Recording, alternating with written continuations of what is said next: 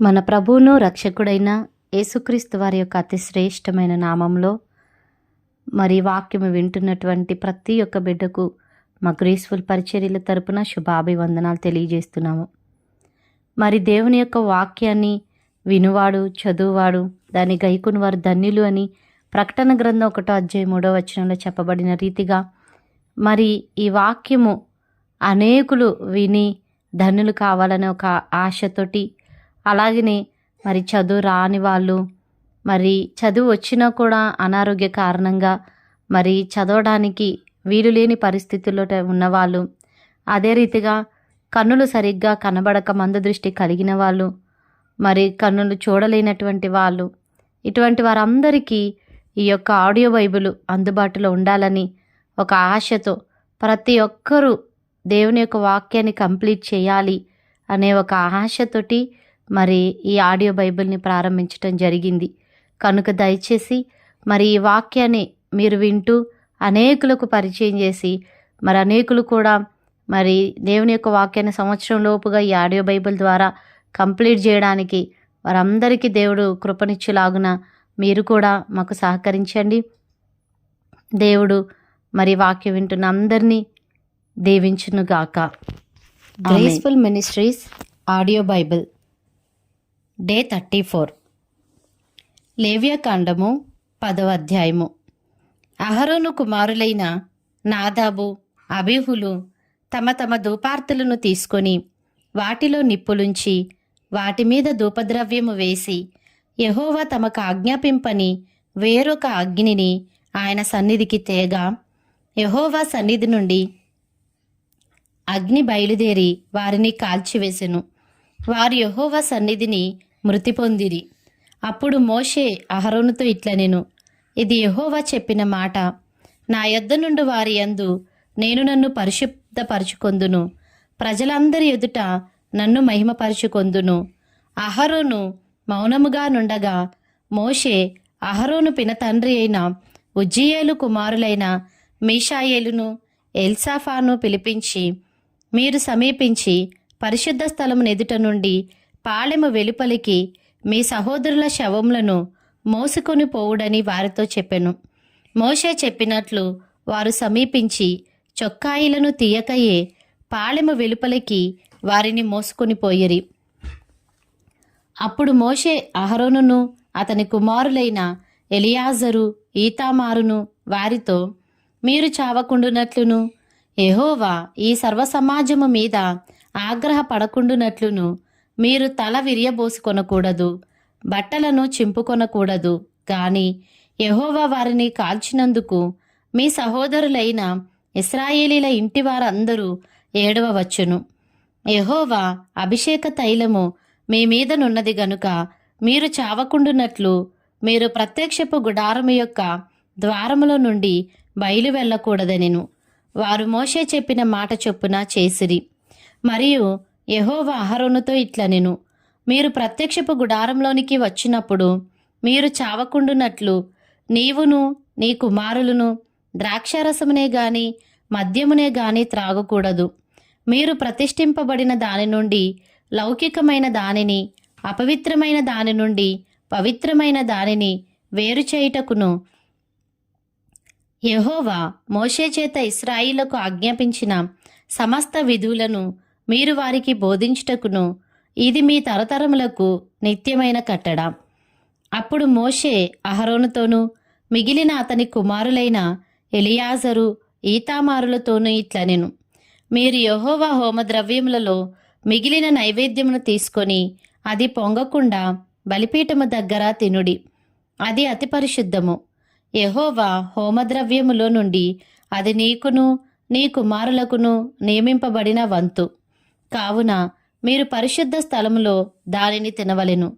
నేను అట్టి ఆజ్ఞను పొంది తిని, మరియు అల్లాడించు బోరను, ప్రతిష్ఠితమైన జబ్బను మీరు, అనగా నీవును నీతో పాటు నీ కుమారులను నీ కుమార్తెలను పవిత్ర స్థలంలో తినవలెను. ఏలైనగా అవి ఇశ్రాయేలీలు అర్పించు సమాధాన బలుల్లో నుండి నీకును నీ కుమారులకును నియమింపబడిన వంతులు. హోమద్రవ్య రూపమైన క్రొవ్వునుగాక యెహోవా సన్నిధిని అల్లాడింపబడిన దానిగా దానిని అల్లాడించున్నట్లు ప్రతిష్ఠితమైన జబ్బను అల్లాడించు బోరను తీసుకుని రావలెను.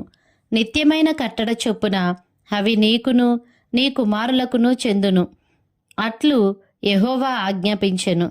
అప్పుడు మోషే పాపపరిహారార్థ బలియగు మేకను కనుగొనవలెనని జాగ్రత్తగా వెదికినప్పుడు అది కాలిపోయి ఉండెను. అతడు అహరోను కుమారులలో మిగిలిన ఎలియాజరు, ఈతామారను వారి మీద ఆగ్రహపడి, మీరు పరిశుద్ధ స్థలములో ఆ పాప పరిహారార్థ బలిపశువును ఏల తినలేదు? అది అతి పరిశుద్ధము కదా. సమాజం యొక్క దోష శిక్షను భరించి యెహోవా సన్నిధిని వారి నిమిత్తము ప్రాయశ్చిత్తము చేయుటకై ఆయన దానిని మీకిచ్చెను కదా. ఇదిగో దాని రక్తమును పరిశుద్ధ స్థలములోనికి తేవలను కదా. నేను ఆజ్ఞాపించినట్లు నిశ్చయముగా పరిశుద్ధ స్థలంలో దానిని తినవలనని చెప్పెను. అందుకు అహరోను మోషేతో, ఇదిగో నేడు పాప పరిహారార్థ బలిపశువును దహనబలి ద్రవ్యమును యెహోవా సన్నిధికి వారు తేగా ఇట్టి ఆపదలు నాకు సంభవించెను. నేను పాప పరిహారార్థమైన బలిద్రవ్యమును నేడు తినిన ఎడల అది యెహోవా దృష్టికి మంచిదగునా అనెను. మోషే ఆ మాట విని ఒప్పుకొనెను. లేవ్యకాండము 11వ అధ్యాయము. మరియు యెహోవా మోషే అహరోనులకు ఇలాగు సెలవిచ్చెను. మీరు ఇశ్రాయేలీయులతో ఇట్లనుడి, భూమి మీదనున్న జీవులన్నిటిలోనూ మీరు ఈ జీవులను మాత్రము తినవచ్చును. జంతువులలో ఏది డెక్కలు గలదై నెమరువేయునో దాని తినవచ్చును గాని నెమరువేయు వాటిలోనూ 2 డెక్కలు గల వాటిలోనూ వీటిని తినకూడదు. ఒంటె నెమరువేయును గాని దానికి 2 డెక్కలు లేవు గనుక అది మీకు అపవిత్రము. పొట్టి కుందేలు నెమరువేయును గాని దానికి 2 డెక్కలు లేవు గనుక అది మీకు అపవిత్రము. కుందేలు నెమరువేయును గాని దానికి 2 డెక్కలు లేవు గనుక అది మీకు అపవిత్రము. పంది విడిగా నుండు 2 డెక్కలు గలది గాని అది నెమరువేయదు గనుక అది మీకు అపవిత్రము. వాటి మాంసమును మీరు తినకూడదు. వాటి కళేబరములను ముట్టకూడదు, అవి మీకు అపవిత్రములు. జలచరములన్నిటిలో వీటిని తినవచ్చును. సముద్రంలోనేమి నదులలోనేమి ఏ నీళ్ళలోనేమి వేటికి రెక్కలు పొలుసులు ఉండునో వాటిని తినవచ్చును. సముద్రములలోనేమి నదులలోనేమి సమస్త జలచరములలోనూ సమస్త జలజంతువులలోనూ వేటికి రెక్కలు పొలుసులు ఉండవో అవన్నీ మీకు హేయములు. అవి మీకు హేయములుగానే ఉండవలెను. వాటి మాంసమును తినకూడదు. వాటి కళేబరములను హేయములుగా ఎంచుకొనవలెను. నీళ్లలో దేనికి రెక్కలు పొలుసులు ఉండవో అది మీకు హేయము. పక్షులలో వీటిని హేయములుగా ఎంచుకొనవలెను. వీటిని తినవద్దు.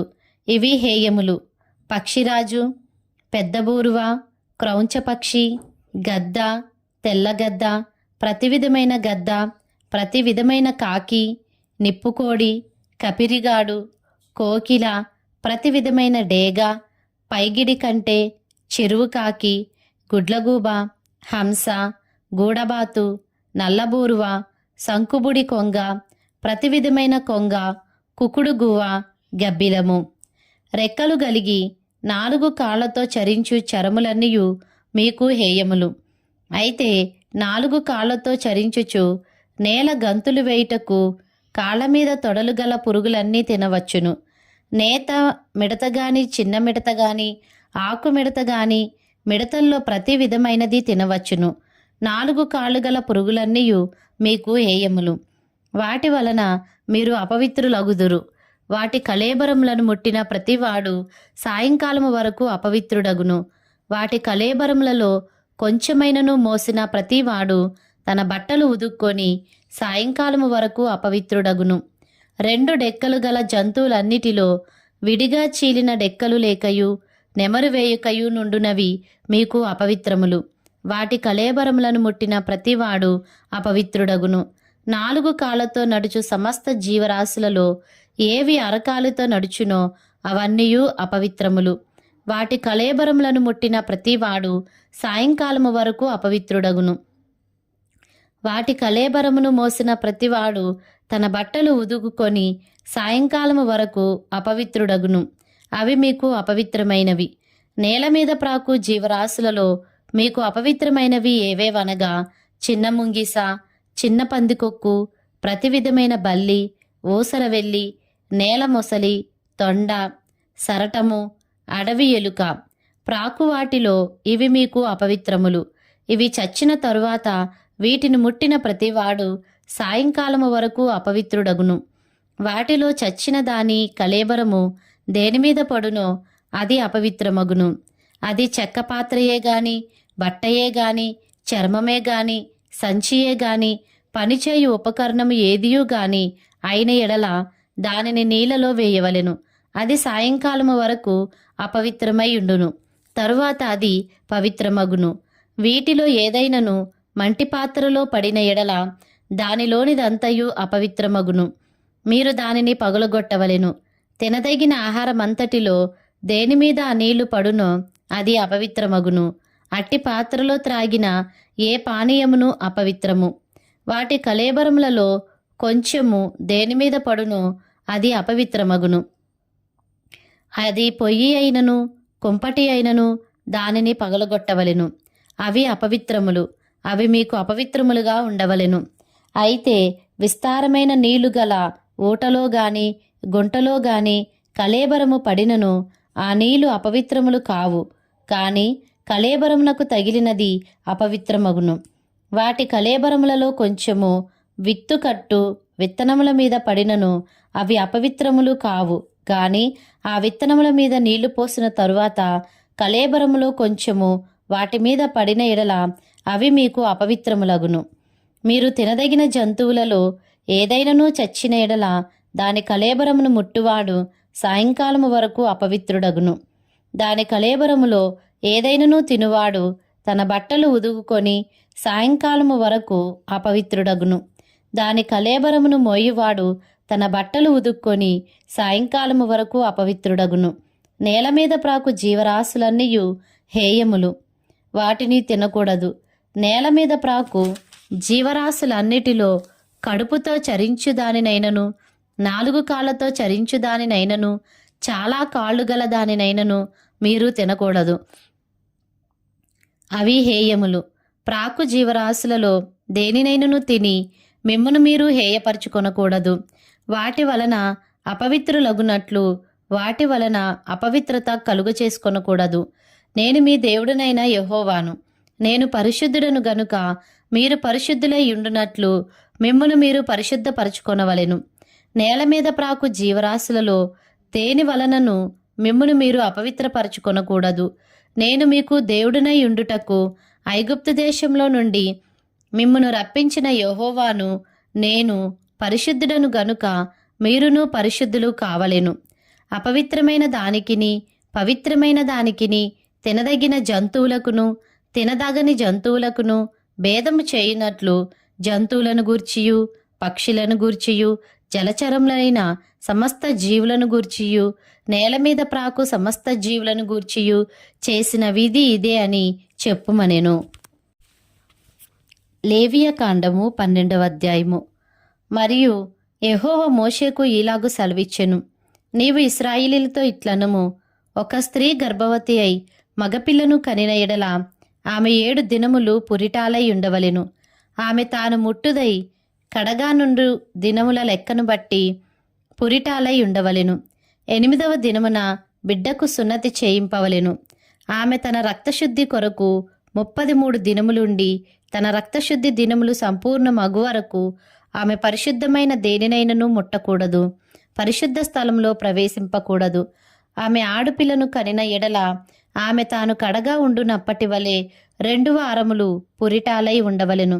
ఆమె తన రక్తశుద్ధి కొరకు 66 దినములు కడగా ఉండవలెను. కుమారుని కొరకే గాని కుమార్తె కొరకే గాని ఆమె శుద్ధ దినములు సంపూర్తి అయిన తరువాత ఆమె దహన బలిగా 1 ఏడాది గొర్రెపిల్లను, పాప పరిహారార్థ బలిగా 1 పావురపు పిల్లనైనను, తెల్ల గువ్వనైనను ప్రత్యక్షపు గుడారము యొక్క ద్వారమునకు యాజకుని యొద్దకు తీసుకుని రావలెను. అతడు యెహోవా సన్నిధిని దానిని అర్పించి ఆమె నిమిత్తము ప్రాయశ్చిత్తము చేయగా ఆమె రక్తస్రావ విషయమై ఆమె పవిత్రపరచబడును. ఇది మగపిల్లను గాని ఆడపిల్లను గాని కనిన స్త్రీని గూర్చిన విధి.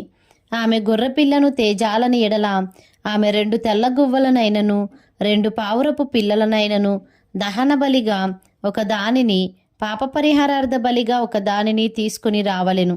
యాజకుడు ఆమె నిమిత్తము ప్రాయశ్చిత్తము చేయగా ఆమెకు పవిత్రత కలుగును.